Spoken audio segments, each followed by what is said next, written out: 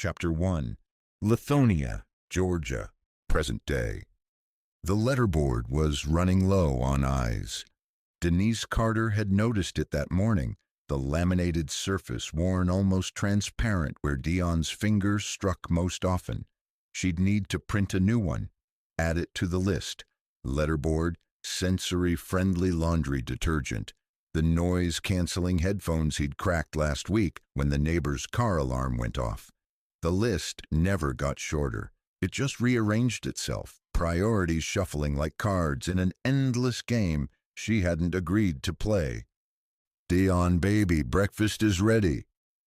No response from upstairs. Not unusual. Her son lived on his own timetable, one that had nothing to do with school schedules or meal times or the rest of the world's insistence that things happen in a particular order. She'd stopped fighting it years ago. Now she just worked around it, the way water works around stones. She climbed the stairs, each creak familiar as her own heartbeat. The hallway was dim. Deon kept his door closed and his blinds drawn. The light too much, always too much.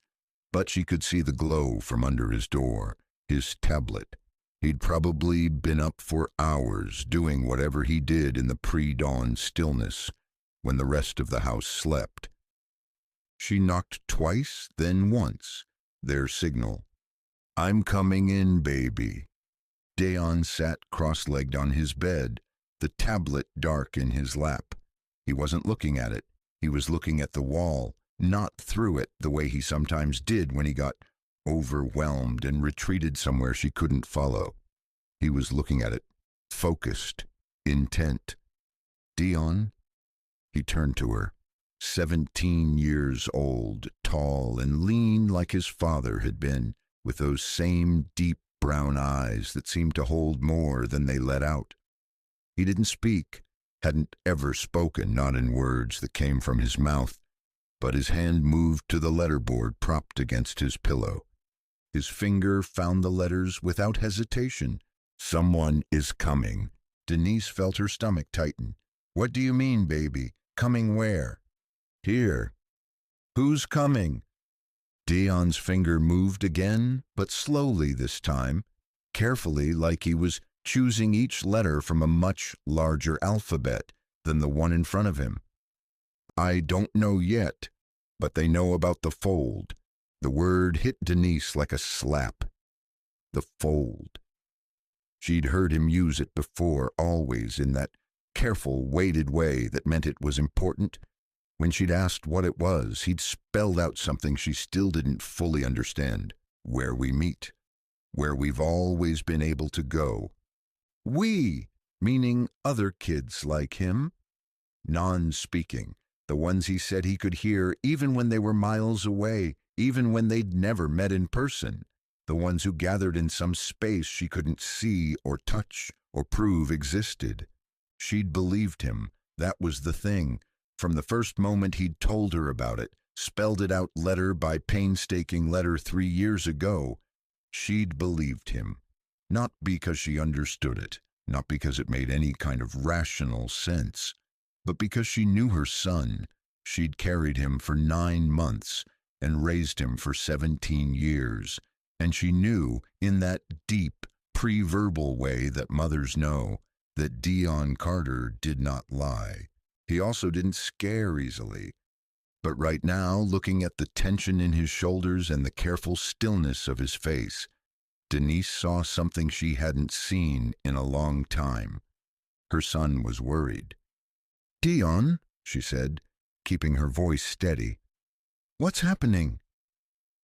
"The Guardians are moving. They're coming through." A pause. His hand trembled slightly before continuing. "And now people on this side are paying attention." The doorbell rang. Denise's heart slammed against her ribs. She looked at Deon. He looked back at her, and in his eyes she saw the confirmation of every fear she'd ever had since the day the doctors first said the word autism, and her world had rearranged itself around a new, terrifying axis. Something was wrong. Something was very, very wrong, and it was standing on her front porch. The woman at the door wore a charcoal blazer over a cream blouse, the kind of professional casual that screamed government to Denise's experienced eye. She'd dealt with enough social workers, school administrators, and disability services bureaucrats to recognize the type. But this woman was different. Older, mid-50s maybe, with sharp gray eyes and silver-streaked hair, pulled back in a way that said she didn't have time for aesthetics. She carried herself like someone who'd been important once and was trying to decide if she still was. "Mrs. Carter? Ms. Denise corrected automatically. "Can I help you?" "My name is Dr. Helen Marsh. I'm a neurological researcher, former Johns Hopkins, currently independent." She paused, something flickering across her face that might have been embarrassment. "I'd like to talk to you about your son." Denise's hand tightened on the doorframe. "No, thank you. We're not interested in any studies." "This isn't about a study, Miss Carter." Dr. Marsh glanced over, stopped, swallowed. "The official story is that our research yielded no significant results, that we were chasing ghosts, but I was there. I saw what those children could do.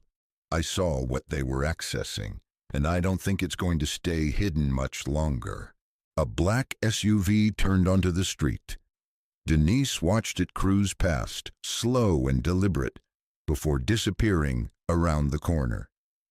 "That car's passed by twice in the last hour," Dr. Marsh said quietly.